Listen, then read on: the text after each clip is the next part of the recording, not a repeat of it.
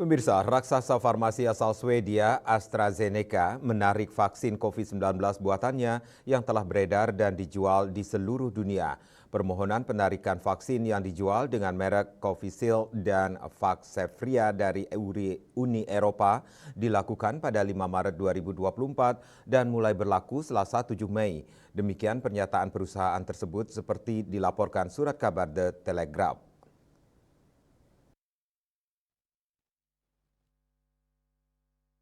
Permohonan serupa diperkirakan akan diajukan dalam beberapa bulan mendatang di Inggris dan di negara-negara lain yang telah menyetujui vaksin tersebut.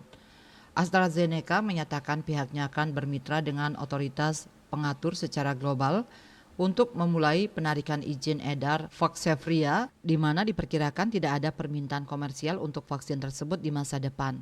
AstraZeneca mengatakan bahwa langkah tersebut dilakukan karena alasan komersial dan menambahkan bahwa terdapat banyak vaksin di pasaran yang ditujukan untuk melawan jenis baru COVID-19. Pada saat yang sama, mereka bersikeras bahwa keputusan penarikan vaksin tersebut tidak terkait dengan kasus pengadilan baru-baru ini mengenai efek samping vaksin.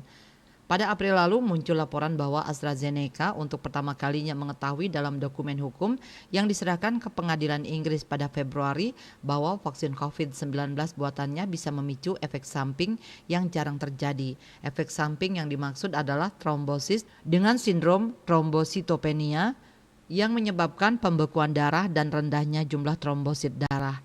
Kantor Berita Antara melaporkan.